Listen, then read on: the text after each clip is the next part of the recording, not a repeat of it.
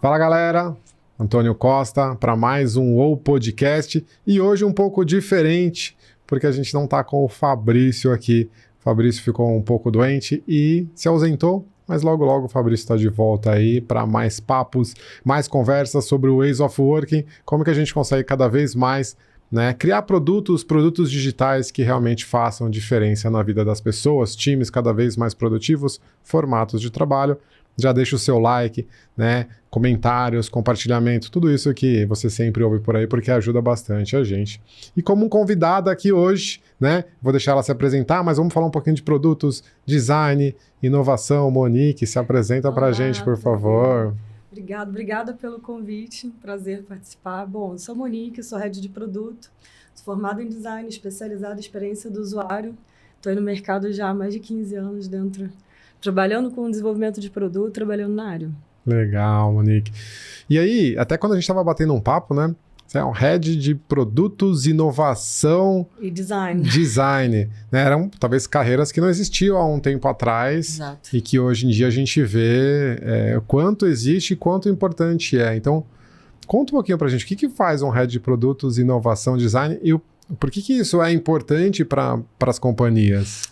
Tem que dar um passinho atrás para entender o que é produto e design, que na verdade quando a gente coloca tanto inovação, design e produto, a gente vai centralizar no cliente. Então, a gente começa a pensar em propostas, criar produtos que tenham de fato uma proposta de valor para esse cliente. Então, a gente tem que começar a pensar em pesquisa, entender quem é esse cliente, entender as necessidades dele, perfilar, saber quem de fato ele é, qual é a forma de consumo, como ele consome. Então, seriam empresas que possuem esse mindset, essa cultura de produto bem desenvolvida dentro da empresa, então elas vão colocar dentro das decisões que elas tomam o cliente no centro para essas tomadas de decisão. Então, o head de produto ele é responsável pelo gerenciamento das pessoas da área de produto, design também. Depois a gente conversa um pouco mais sobre inovação, que tem uma pegada um pouco mais olhando para uma expansão de mercado, novos mercados, novas tecnologias. Mas em produto e em design é isso, é a gente criar produtos olhando para a necessidade real do cliente, a gente estuda ele, a gente entende quais são as necessidades dele para criar produtos que façam sentido. Legal. Costumo brincar que você não compra um produto bancário, por exemplo, porque a pessoa usa Scrum, porque a pessoa fez design thinking, ou porque a pessoa usa um método X ou Y, mas tem alguns produtos que a gente vê que nossa, aquilo parece que é tão fácil, tão fluido, tão simples, tão intuitivo, até às vezes sei lá, minha mãe consegue utilizar com pouco. Então, no final das contas, é sobre como que a gente cria um produto de valor, sobre Exato. Satisfação do cliente, produtos excepcionais, Exato. E cada cliente, cada perfil vai ter uma necessidade distinta. Então, esse produto que sua mãe utiliza com uma facilidade foi pensado para pessoas com o perfil da sua mãe poderem utilizar. Foi estudado ali, entendido que daquela forma seria a melhor forma de construir um produto que fosse mudar a vida da sua mãe, que eu acho que isso que importa pra gente, Nós da área, a gente se preocupa de fato em fazer diferença na vida desses clientes. E a gente vê que as empresas, principalmente quando a gente olha, o S&P 500, lá fora, a gente vê que essas empresas que são customer-centric, que colocam o cliente no centro, elas até valem mais do que, tem uma propensão a valer mais no mercado, mais valor de mercado do que as outras que não. Se a gente pega pelo menos os 10 últimos anos, de 14 para cá, desde a popularização ali do smartphone em 2010, a gente vê que essas empresas elas foram subindo. Quando você vai olhando, elas vão desbancando as empresas de petróleo e gás, aí vai subindo. A Google, Microsoft sempre esteve lá em cima, mas a Apple, quando surge, ela já vai subindo, já vai dominando o topo. O Facebook também, e a Amazon, quando chega, também já vai subindo. Quer dizer, são empresas que, com certeza, são customer-centric, que são empresas que têm cultura de produto e que criam os produtos pensando nos clientes. Ou seja, isso acaba até dando uma vantagem competitiva para a companhia, porque Com certeza. Acho que você deve ter visto, eu já vi algumas empresas que são pseudo-customer-centric. É o stakeholder falando do cliente. Não acho que você está falando, não é diferente.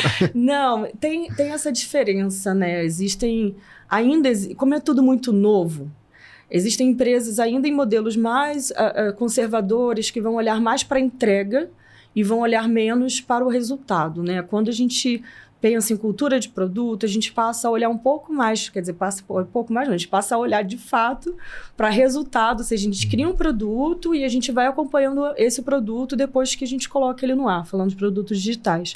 E de acordo com a performance desse produto, né, a gente tem os nossos indicadores, a gente vai acompanhando para saber se ele está performando bem ou não, e aí a gente ou vai evoluindo ele, criando novas features, ou a gente pode até mudar ele, né, ir para outra direção.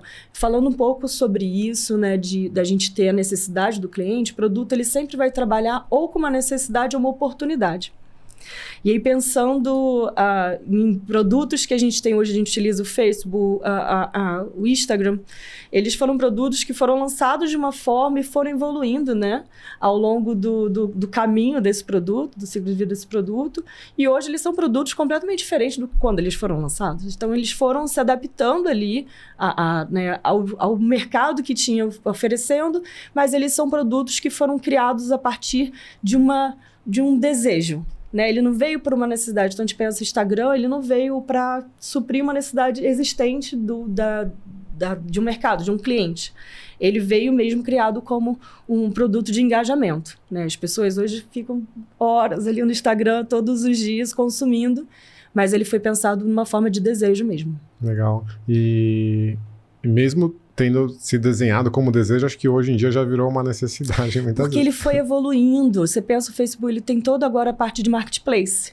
Então, você consegue vender, né, dentro dele. Então, ele foi abraçando ali, né, produtos substitutos, foi abraçando outros mercados que ele poderia abraçar ali. Ele viu oportunidade, né, ele tinha demanda, tinha um espaço para crescer para esse público, para suprir essa demanda, e ele foi migrando, foi se transformando no que ele é hoje, né? Hoje tem milhões de features ali dentro do Facebook, completamente diferentes quando ele foi lançado, mas até no sentido que, se eu me recordo, ele foi lançado uma coisa meio para pessoas de faculdade verem outras pessoas, uma coisa meio de conectar outras pessoas, e aí se tornou, né, ali quase que um diário, né? Como o Instagram é nosso também diário, que a gente posta ali todos os dias, que a gente está fazendo e acompanhando outras pessoas. E foi uma coisa que até essa forma, esse comportamento, ele foi criado a partir das redes sociais. Eu acho que a gente não tinha muito isso de ficar acompanhando as pessoas antes dessas redes sociais existirem.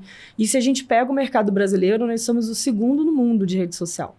Somos o primeiro, se eu não me engano, eu acho que é a Índia. Caramba. Mas nós somos o segundo maior país em consumo de rede social. Então, a gente tem comportamentos hoje drivados, direcionados por conta dessa forma de consumo de rede social. E aí, um termo que eu confesso que eu ouvi ano passado, mas eu estava em alguns clientes e eles apresentaram para mim como algo novo. Então, acho que geralmente tem aquela curva de adoção, né? Tem os inovadores, o early adopter, né? E eu acho que isso vale para as técnicas também, né? O Product Operations, né? O Product Operations é algo novo? É algo que já... Me explica um pouquinho o que é o Product Operations. É novo, e quando eu acho que ele confunde muito as pessoas, porque cada empresa adotou o Product Operation de uma forma. Então, quando você vai olhar as empresas, cada uma está focando com alguns princípios dentro de Product Operation. O que eu enxergo de Product Operation no alto, assim, numa versão macro, é uma forma de você aumentar a eficiência do seu time de produto. Então, como que a gente consegue torná-lo mais eficiente? E aí a gente pode ter ali dentro uma equipe olhando para insights, que vai olhar para dados, né? Vai olhar para oportunidade, vai olhar dados de mercado, vai olhar concorrente. A gente pode ter também ali processos e metodologias que vão escalar teu time, né? Então, vão acelerar ali realmente tornar o seu time mais eficiente mesmo. Tem a parte ferramental, né? Que você vai olhar quais são as ferramentas que vão ajudar meu time a performar melhor. E tem uma outra parte também que olha para a função do PM, porque o PM ele foi, ao longo do tempo, acumulando mais funções. Então, o Product Operation ele pode ter também como um ponto dele, como ele consegue tornar a vida do PM um pouco menos atolada, digamos assim, com menos funções para ele exercer. Então, quando a gente consegue trazer muita parte de pesquisa principalmente quando a gente fala de insights, né?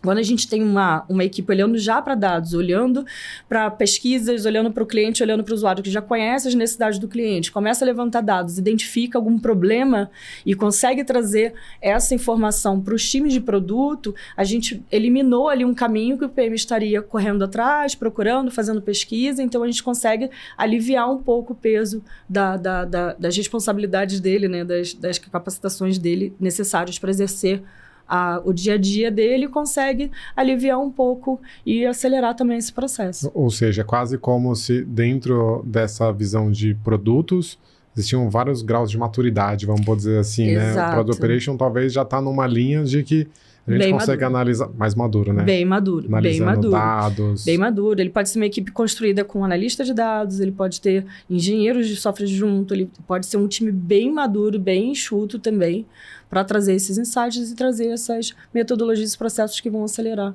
aí o desenvolvimento de produto, pensando Legal. na área de produto como um todo. E pensando na área de produto como um todo e falando de maturidade, é normal também quando a gente vai conversar com algumas empresas, com alguns cenários, a gente tem aquele caso, vou dizer talvez é o mais básico de todos, que é, por exemplo, um PM, um Product Owner, seja o produteiro, qual o nome que for, o tirador de pedido, né? Aquela pessoa que vem e pergunta assim, mas espera aí, cliente, o que você quer? Ou área de negócio, o que você quer? O stakeholder, A gente tem esses dois extremos. Acontece muito? Acontece bastante, mas também depende da posição que a pessoa está exercendo, porque o Product Owner, ele tem um dia a dia mais voltado para a performance de time, né? Então, ele recebe mais as demandas, ele vai, obviamente, ter um contato ali bem grande com o stakeholder, entender a demanda, mas ele muito mais recebe a demanda e repassa junto com o time, vai fazendo acompanhamento durante o desenvolvimento, diferente do PM, que ele vai navegar mais dentro do negócio, vai olhar mais para a estratégia de produto, vai olhar para dados e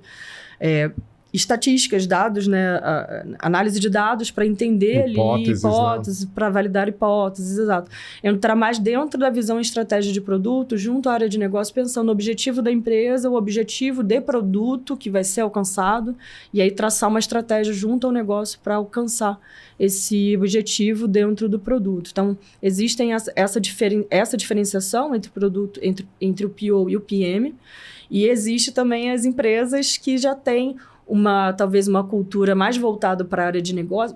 Eu acredito até que empresas que são mais voltadas para projeto e menos para produto trabalhem mais dessa forma, né? De você ter ali uma visão bem construída dentro do negócio, e aí é transferido para o time de desenvolvimento desenvolver esse projeto, e também não tem uma continuação, né? Eles entregam um projeto, ele é baseado em entrega e não em resultado. Aquela ideia do mindset de produto e o mindset de projeto. O mindset de projeto é muito mais quando vai ficar pronto, tá atrasado ou não tá atrasado, quais são as tarefas. E entregou, é aquilo, né? O sucesso é entregar, né? Sim, e assim, a gente vê até empresas que têm cultura de produto que às vezes podem ter um projeto extra, alguma coisa apartada que precisa ser desenvolvido, mas que é só aquilo ali, que tudo bem, vai entregar e foi, né, resolvido e tudo bem, e volta para a parte de produto. Eu cheguei a fazer, por exemplo, olhando muito para a parte de dados, a gente precisava taguear, né, a gente precisava monitorar algumas coisas que a gente tinha dentro do e-commerce que não estavam sendo observadas ainda, né, com relação a dados. Então, eu precisei criar um projeto para conseguir taguear tudo, deixar tudo rastreável. Aí, beleza, entregou, agora a gente volta para produto, vamos fazer desenvolvimento, né, com incremental de produto. Mas pode acontecer de ter projetos, em algum momento de projeto dentro de uma empresa com cultura de produto. Mas, normalmente, quando as empresas têm essa cultura de projeto, elas não vão olhar muito para depois que entregou, que resultado teve, como que está performando, né? Como que o mercado recebeu esse produto, se os clientes gostaram ou não gostaram. Então, eles não vão fazendo essa evolução que, diferente da cultura de produto, tem. E acaba tendo até um distanciamento muito grande, acho que das pessoas que estão construindo e das pessoas que estão idealizando /negócio. Eu já percebi, não sei se eu estou pensando correto ou não, e você me corrige aqui como especialista, porque muitas vezes esse time acaba não tendo um objetivo, um propósito, acaba atrapalhando até na motivação e engajamento dele, porque qual que é o meu objetivo? Por que eu acordo? Por que eu Eu tô para pegar mais demanda e entregar mais demanda. E... Esse é o problema da fritação de pastel, né, que a gente fica brincando, porque eles acabam ali desenvolvendo sem saber muito bem o motivo de estarem desenvolvendo. Então, eu acho que é muito importante a gente começar a colocar objetivos claros. Uma sprint tem que ter um objetivo para ser alcançado, né? Falando de Scrum. Então, quando a gente mira um objetivo, por que nós estamos aqui? Aí olha para o objetivo da empresa, traça um objetivo de produto, traz esse objetivo de produto para o time de desenvolvimento. Dentro desse objetivo, o time que vai dizer o como e o que, né? Eles vão trazer a solução e vão dizer como que aquilo vai ser desenvolvido. E quando eles fazem parte desse levantamento de solução, que eles trazem a solução, eles se sentem parte daquilo de fato. Poxa, minha solução, que fui eu que dei aquela ideia ali, a gente está desenvolvendo. Então, eles sabem exatamente, e até com relação à qualidade, é o trabalho deles que eles estão entregando. Então, eles querem entregar o melhor, eles querem ver no ar o melhor produto que eles ajudaram a chegar naquela solução. E é muito legal. Isso aumenta o engajamento de time. Sempre quando um time tem objetivos muito claros, fica muito mais tranquilo de trabalhar, fica muito mais tranquilo deles participarem. Um time de produto mais diverso é um time que é muito mais produtivo, tanto para alcançar soluções distintas, quanto para variedade de soluções que vão ser discutidas. Então, a gente vai sempre chegar na melhor opção. E isso é muito importante, e isso também é uma característica da cultura de produto, você ter um ambiente diverso. Quando você mantém as soluções, né, o pensar no problema e pensar nas soluções dentro de um grupo de pessoas que pensam igual, né, que geralmente o que acontece quando fica muito preso ao negócio, eles pensando no produto, no problema e na solução, a gente perde essa questão da criatividade, exato. A criatividade, acho que esse time acaba sendo mais criativo e para a gente lidar com incertezas com o cliente, né? Se a gente está falando muito de centrada no cliente, para a gente lidar com essas incertezas, a gente precisa de criatividade. É quase como... Aí uma pergunta, então, né? Dado que a gente vai colocar mais esse centrado no cliente, dado que a gente vai ter mais objetivos e propósitos, às vezes até... Vi uma frase outro dia do Jeff Bezos, né? As pessoas não diziam que elas queriam a Amazon Prime, mas no fundo tinha uma necessidade, tinha um job to be done lá para ser resolvido. Sim, claro. Então juntando pessoa mais técnica, pessoa mais de operação, pessoa mais de dados e análise, aí a gente vai conseguir ter a criatividade para criar um produto inovador, aí entra a inovação, talvez? E entra a inovação, e quanto mais cabeças trazendo, pensando, raciocinando sobre esse problema, para trazer uma solução, cada uma tem uma bagagem, cada uma tem uma experiência. Então, às vezes, aconteceu muito isso na época em que eu era PM, de, às vezes, um front trazer, olha, eu vi um produto que foi lançado no lugar tal, olha que legal, e eles trazerem para a gente aquilo que tinha sido lançado e a gente não estava sabendo. Porque não dá para acompanhar o mercado inteiro, né? Tem muita coisa surgindo, mas agora com inteligência artificial, então, o que está surgindo a gente consegue nem acompanhar, muito veloz. Mas sim, eu acredito isso, sim. Bastante. Legal. E tem algum exemplo de sucesso ou de fracasso? Coisas que a gente pode utilizar como... Nem se aprofundar, né? Porque não dá muito tempo aqui no papo de se aprofundar. Mas para você, assim, o que você vê que está dando certo ou que está dando errado? A gente tem indicadores, né? Indicadores de sucesso. Então, isso é definido antes mesmo do produto ir ao ar, né? Antes da gente fazer o deploy dele. A gente vai acompanhando depois que as pessoas vão tendo acesso, né? O cliente vai tendo acesso a ele, a gente acompanha por churn, né? São vários indicadores que vão te dizer se aquele produto está tendo sucesso ou não. O que não é um problema, se a gente lançar um produto e a gente entender que não teve engajamento, que as pessoas não, de fato, ou gostaram, ou não estava dentro da necessidade delas, tudo bem. Quando a gente trabalha com agilidade, é a velocidade que a gente consegue mudar a direção. Então, a gente consegue ainda, né, reaproveitar aquilo de alguma forma, ou se no caso for uma feature, por exemplo, que a gente subiu e não deu certo, a gente tira ela e vamos para outra e testa, porque é um ambiente experimental. E isso é permitido. É permitido errar, desde que você aprenda com o erro para não cometer o mesmo erro novamente. Então, a gente está sempre experimentando. É claro que quando a gente trabalha com dados e informações, né, e aí pensando muito nessa união que existe design com o produto, da gente estar acompanhando os indicadores, design vai trazer mais informações, principalmente com relação à experiência de uso, sobre mapas de calor e tudo mais. Eles vão trazer outras informações sobre a experiência, como está a experiência, e isso é tão importante exatamente por conta disso, porque às vezes a gente olha um dado, analisa ele de um jeito, às vezes até a gente pode ter enviesado para a leitura daqueles dados, ou por falta, às vezes, da natureza do dado. Geralmente a gente pega de mais de um lugar para a gente ter certeza do que a gente está olhando. Mas quando a gente soma com a experiência do cliente, ou seja, com pesquisa, tanto qualitativa quanto quantitativa, a gente vem com mais informação, a gente consegue ter uma certeza maior sobre o que está acontecendo dentro da interface, sobre o engajamento desse cliente com ele. Então a gente consegue tomar decisões mais bem-sucedidas, digamos assim. Mas falando sobre sucesso de produto ou insucesso, eu acredito que o sucesso é quando a gente consegue atingir os objetivos definidos na estratégia de produto. E até quando você menciona, né, mas se a gente lançou alguma coisa e não deu certo, a gente conseguir lá dar o rollback. Consegue. Muitas vezes, quando eu chego numa companhia e eu falo assim, olha, se você produziu, sei lá, uma funcionalidade que levou um mês, você lançou no ar e você viu que não deu resultado, quem aqui desligaria e jogaria no lixo? E aí você começa a perceber quem está apaixonado pela solução e não apaixonado pelo problema. Porque se a pessoa fala assim, não, mas por que eu vou jogar no lixo? Mas peraí, se não está usando, não está dando certo, tira o aprendizado. Tem muita gente ainda que ainda não mudou essa chavinha, que é claro, não é eu vou errar por errar, mas é muito no buscar os indicadores que você falou. Mas você tocou um ponto muito importante, problema. Né, a gente está falando do top-down, né, essas demandas que chegam e a gente às vezes nem sabe por que elas estão vindo. Ali, normalmente acontece o quê? Eles já vão na solução. Então, quando a solução chega, a primeira coisa que eu pergunto, eu falo, mas para que a gente está construindo esse produto? Qual o problema a gente está querendo resolver com ele? Então, vamos olhar para o problema? Então, aí começa a fazer aquela análise lá e volta, né? Passinhos para trás, olhando o problema, entender realmente qual a hipótese que a gente quer validar com isso.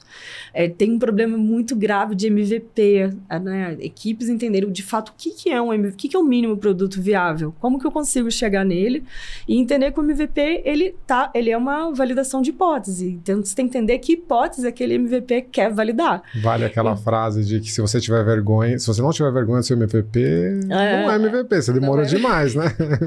Exatamente. E nem é para ele fazer grandes coisas, né? É só para ele atingir ali o mínimo de objetivo que ele veio ao mundo. Então, acredito que as pessoas que ficam mais apegadas à solução são as que pensaram na solução e não no problema que ela queria solucionar. E isso é muito importante a gente ter dentro do processo de produto, desenvolvimento de produto, a gente começar com o objetivo e logo depois a gente conversar sobre problemas e oportunidades. Então, quais problemas a gente vai atacar? Quais oportunidades a gente vai atacar? É muito comum a gente iniciar um quarto, por exemplo, ou um planejamento que seja anual, logo inicial, da gente ter muitos problemas para resolver. E muitas oportunidades para atacar. E aí, vai fazer tudo? Não vai. Tem que ser bem selecionado de acordo com o objetivo, com o que a gente quer para o produto, ou o que a gente quer para aquele ano. Qual o elemento estratégico da empresa? Exato, estratégia da empresa e também estratégia de produto que precisa ser desenhada ali, porque a gente também não vai falar só sobre produto, sobre cliente. A gente vai falar sobre análise de mercado, sobre concorrente, sobre qual é o nosso diferencial, né? Existe um posicionamento. O produto, ele também se posiciona, assim como a marca se posiciona, o produto também vai se posicionar de acordo com a visão que foi construída, né? Que a gente está tentando colocá-lo no mercado com aquela imagem daquele produto e com aquele objetivo. Então, tudo isso é muito analisado antes de ser iniciado o desenvolvimento. Outra coisa que é muito importante também no início de desenvolvimento é o modelo de negócio estar bem fechado, os requisitos bem levantados. Porque também já vi muito de começar o desenvolvimento no produto e no meio do caminho falar, poxa, mas o que esse produto faz? Aí começa a surgir um monte de coisa que ninguém sabia o que o produto fazia, mas dentro da idealização dele existiu, mas não foi delineado, ou o modelo de negócio não estava bem feito, e aí começa um monte de retrabalho e desorganização. Então é muito importante, antes do início do desenvolvimento, estar muito bem fechado. Se for pensar por bem fechado. Se for pensar por uma linha, então, de investimento e retorno sobre o investimento, me parece que a chance de eu conseguir ter mais retorno sobre o investimento com essa mentalidade de produto... Parece ser maior, né? Provavelmente não vai produzir mais linha de código, provavelmente não vai produzir mais features. Mas aí talvez venha um pensamento lean realmente de qual que é o ponto certo que o cliente está precisando, né? Sim, isso é um pensamento muito lean. Mas ele é muito necessário. porque a gente entende que, mesmo que existe a possibilidade, né, e sempre vai existir, claro, né, desse produto evoluir, como a gente falou. Às vezes a gente lança de uma forma e vai entendendo que ele ficaria melhor de outra forma e vai encaixando e vai mudando. Mas você iniciar já com o objetivo claro e direto ao foco, você consegue ser mais assertivo, né? Eu acredito muito nisso, sim, na assertividade de um bom planejamento. Legal. Imagina que eu fosse lançar um produto para minha empresa, um produto digital. Quais as dicas que você daria aqui para mim? Alguns eu já estou suspeitando que você vai falar. Primeiro entender o problema que você está vindo, né? Ali trazer a solução ou que seja uma oportunidade. Se eu não sei o problema tão bem definido, talvez é a hora de pesquisa, realmente. Muita pesquisa, entender teu público, entender para quem você está criando aquilo, porque é muito comum a gente ver criar... nossa, tive uma ideia ótima, todo mundo vai amar. Tá, mas... não é assim. Às vezes a ideia realmente é muito ótima, às vezes ela vai agradar, mas talvez ela vá agradar um público que seja parecido com você, que teve a ideia. Né? Então, assim, é muito complicado a gente criar para um público diferente do nosso. A gente cria para um público diferente do nosso perfil, porque a gente vai até esse cliente, senta com ele e pergunta. Né? Então, assim, a gente estuda ele. É ele que vai me contar qual a necessidade dele. Ele vai me contar o dia a dia dele, como ele acorda, como ele dorme, onde ele trabalha, né? Como que é o dia a dia dele, qual a rotina que ele tem, para eu começar a identificar ali dentro dessas informações que ele está me dando, de fato, como que eu consigo ajudar ele. Então, por isso que a gente olha primeiro para quem a gente quer atender, né? E geralmente tem também a questão de mercado. Às vezes a gente pode pensar, sim, numa oportunidade dentro de um mercado que ainda não foi explorado. Né? A gente falando muito de inteligência artificial, a galera está correndo, mas às vezes correndo sem saber se aquilo de fato vai servir para o cliente dele de alguma forma. É quase como o job to be done da IA hoje em dia né? Preciso garantir o meu cargo aqui, preciso falar que eu tenho inteligência artificial, por mais que nem seja generativa, não, é só uma análise de um monte de dados. Oportunidades, novas tecnologias a gente sempre enxerga como oportunidade, porque a vida ela estava existindo sem aquela tecnologia, estava tudo bem. Existiam outras formas de você conseguir resolver aquele problema, né? Suprir aquela necessidade sem aquela tecnologia. Aquela tecnologia só vai melhorar a vida de quem estiver utilizando de fato, mas a pessoa estava bem ali antes da tecnologia ser lançada. É mais oportunidades mesmo e principalmente expansão de mercado. Você acha que a IA, você acabou citando a inteligência artificial, né? Acho que todo podcast que a gente fez aqui, a gente acabou fazendo essa pergunta com relação à inteligência artificial. É porque é muito, muito novo para todo mundo, né? E ele assusta um pouco pela velocidade que ele veio. Eu sou uma das grandes defensoras da singularidade tecnológica. Então, me pergunta, mas, amor, a máquina não vai se tornar senciente, não... Tudo bem, eu entendo esse ponto, mas quando a gente olha a evolução do homem, né? Quantos anos a gente é o mesmo ser? Né? O mesmo cérebro. A gente não evoluiu muito. Se pegar o homem de hoje de 50 mil anos, é o mesmo. Não teve grandes mudanças. Agora pega a máquina do ano passado, compara com ela desse ano. Já não... né? A lei de Moore falava que eram 18 meses, e cada 18 meses dobrava de capacidade. Agora já perdemos esses 18 meses, está muito menos. Sempre quando lança o iPhone 20, o 21, o 22, a gente já sabe, a Apple já sabe qual vai ser a tecnologia, já detém a tecnologia dele, dos que vem para frente, para o futuro, só segura por obsolescência. Mas eu vejo essa velocidade de evolução, para mim, é uma questão de tempo, né? A máquina se tornar tão complexa quanto o homem. E aí vai exigir cada vez mais o trabalho criativo, comunicativo. Cada vez mais acho que vai necessitar aflorar cada vez a capacidade que só o ser humano tem, né? Sim, e o ser humano ele é muito adaptativo. Eu acho que a gente vai se adaptar a conviver com a máquina de uma forma que vai ficar tudo bem. Porque, a princípio, quando chega, a gente fica realmente preocupado e tudo mais. Mas eu acho que vai melhorar muitos pontos na nossa vida, como um todo, né? Principalmente da área médica, né? Pensando em órgãos e tudo mais, transplantes e etc. Hoje a gente já tem... dentro da neurociência, né? Exoesqueleto criado por um brasileiro, que é o Micoleles, né? O Dr. Micoleles, professor, que permite que uma pessoa que paraplégica caminhe através de conexão humano-cérebro, né? Cérebro-máquina. Então, pensando nesse lado da evolução para a área médica, é maravilhoso. A gente vai viver agora, os próximos anos vão ser grandes marcos da medicina, né? Da ciência voltado para esse lado da inteligência artificial. Legal. E da evolução tecnológica como um todo. Mas tem um lado oposto também, me parece, né? Eu vi um post seu recentemente que falava qual que era o limite, né, dessa parte mais ética e toda essa questão de produtos, toda essa questão... Até que ponto que...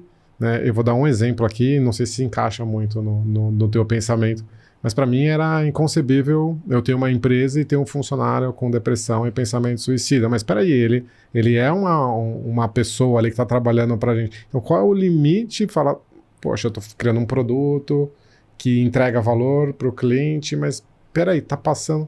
Como que você vê essa questão? É complicado, né? A gente a gente vê isso todos os dias, toda vez, e aí eu vou advogar contra a minha área aqui, meu Deus. Mas não é bem assim. Mas quando a gente olha, principalmente para e-commerce, olhando para vendas online, a gente está sempre estimulando aquela versão do produto que vende mais. Então, se a gente for analisar de verdade, a gente está programando cérebros ali para compra. E compulsões, né? Porque a gente aproveita o estímulo o impulso de comprar para ganhar esse cliente e aproveitar para vender aquele produto para ele.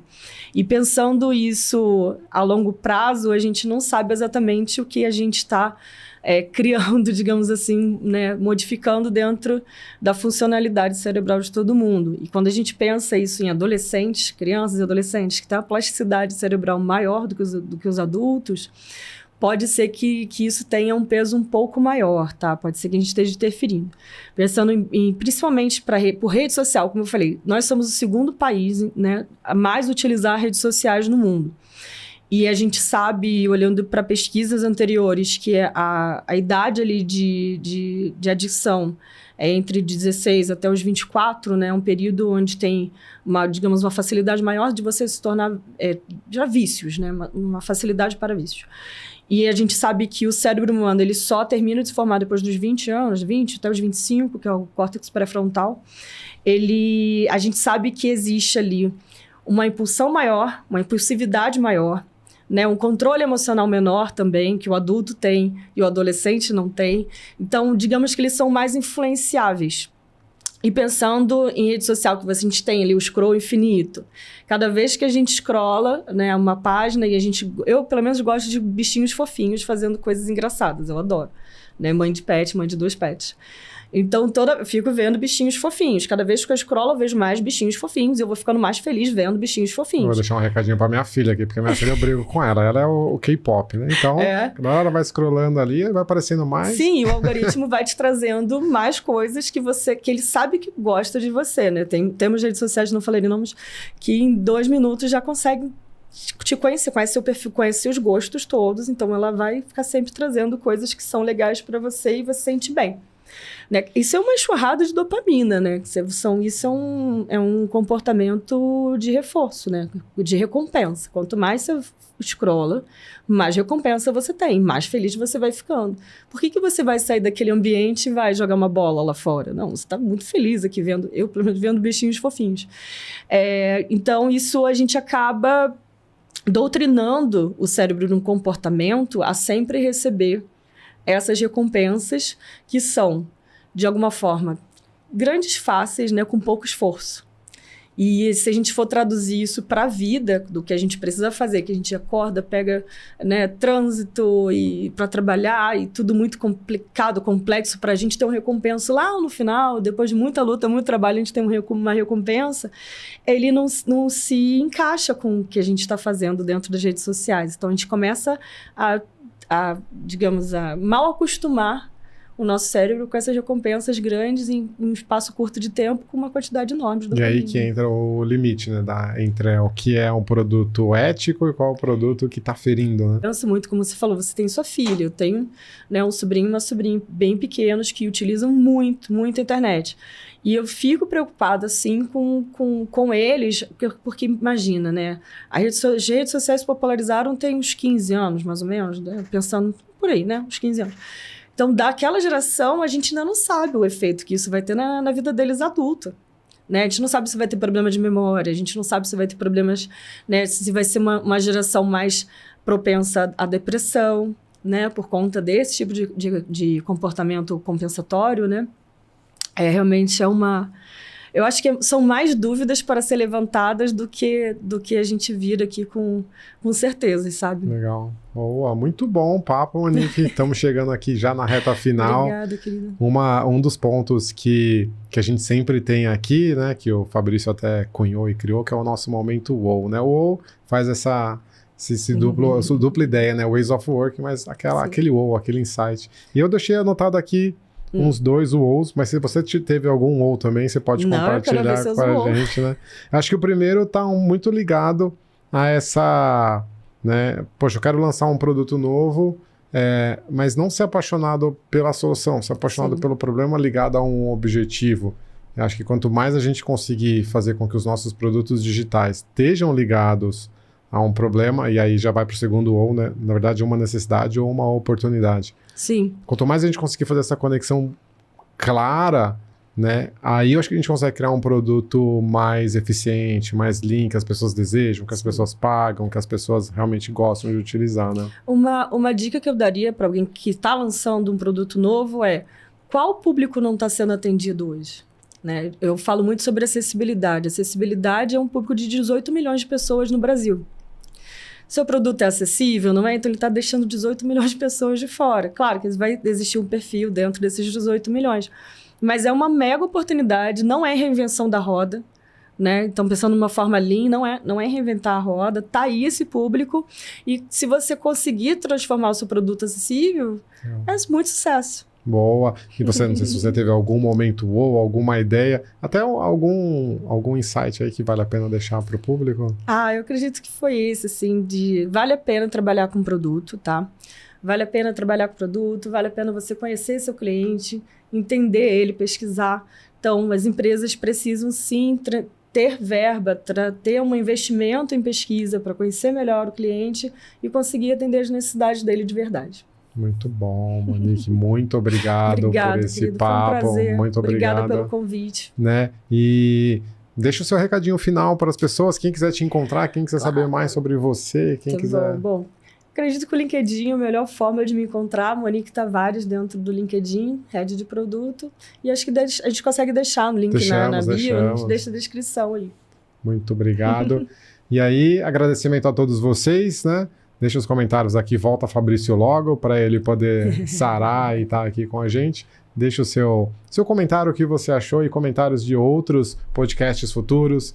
Deixa o seu like, seu compartilhamento, tudo isso ajuda a gente a cada vez mais trazendo conteúdos relevantes, né? Ways of Working, como que a gente consegue criar produtos digitais, cada vez mais encantem o nosso cliente e cada vez mais consiga, né, gerar resultados excepcionais. Muito obrigado e até a próxima.